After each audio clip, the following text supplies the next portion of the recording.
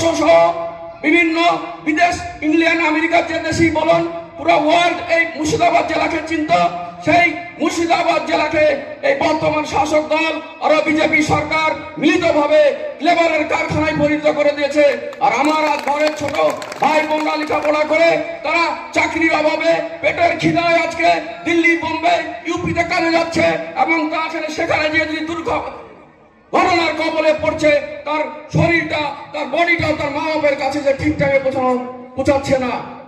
এই প্রতিবাদ আমার ছোট ভাইজান স্পিকারের চোখে চোখ রেখে বলেছিলেন, মমতা ব্যানার্জিকে বলেছিলেন, আপনাকে প্রতিটা রাজ্যে একটা নোডাল অফিসার ঠিক করে দিতে হবে, যেখানে তার কাছে পুরো হিসাব থাকবে যে আমার জেলা থেকে, পশ্চিমবাংলার বিভিন্ন জেলা থেকে, খাস করে মুর্শিদাবাদের থেকে কত পরিযায়ী শ্রমিক বিদেশের কাজ করতে যাচ্ছে এবং সেখানে যে তারা যে দুর্ঘটনার কবলে পড়ছে, তাদের ভাষার কবলে হচ্ছে, তাকে বাংলাদেশি বলে অ্যারেস্ট করে নিচ্ছে এবং কোনো সমস্যা হলে যেন সে নোডাল অফিসার কাছে যায় এবং যে তার সমস্যার কথা বলে, কোনো দুর্ঘটনা পড়লে নোডাল অফিসার সেখান থেকে যেন শরীরটা, ডেড বডিটা মা বাবার কাছে পৌঁছে দিতে পারে। এই জন্য আমার ভাই নওশাদ সিদ্দিকী কি বিজেপির দালাল? আদৌ বিজেপির দালালকে তা আপনারা ভালোই জানেন। বিজেপির দালালকে আমাদেরকে আর বোঝাতে হবে না। এই মুর্শিদাবাদের মানুষকে আপনারা দীর্ঘ ৭৭ বছর সহ রানিং অবস্থায় এই ১৩ বছরের মধ্যে আপনি শাসক দল শাসন করে যাচ্ছেন। এক শ্রেণীর মানুষকে আপনি কোটিপতি, আরবপতি বানিয়ে হয়ে যাচ্ছে দুর্নীতি করে, আর এক শ্রেণী মধ্যবিত্ত মানুষ আমাদের মতো গরিব কৃষক পরিবারের মতো ছেলে দিনের পর দিন পিছন দিকে অন্ধকারের দিকে আপনি তার ভবিষ্যৎকে ঠেলে দিচ্ছেন। যে ভোটটি আমরা সামনে পঞ্চায়েত ভোটে মূল্যবান ভোটটি দিতে পারিনি বলতে ভুল। এই তৃণমূল সরকারের ভরমত বাহিনী আমাদের ভোটটিকে লুট করেছে। আপনাদেরকে প্রতিজ্ঞাবদ্ধ হতে হবে, সামনে 1 মাসের ভিতরে লোকসভা ভোট।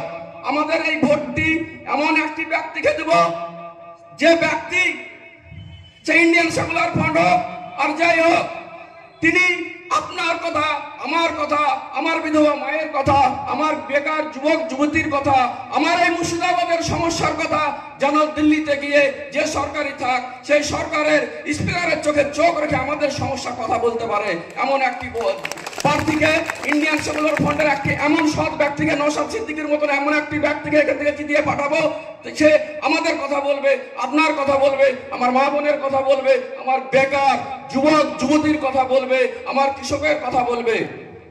যাই হোক, নওশাদ সিদ্দিকী ভাইজান যেভাবে বুক চিতিয়ে মমতা ব্যানার্জির চোখে চোখ রেখে বিধানসভায় লড়ছে, আমাদের এমপিও দিল্লি গিয়ে আপনাদের আপনাদের জন্য, আপনাদের হকের জন্য, গরিব মানুষের জন্য, ওবিসি, দলিত, হিন্দু, সংখ্যালঘু ভাইয়ের কথা তুলে ধরবে।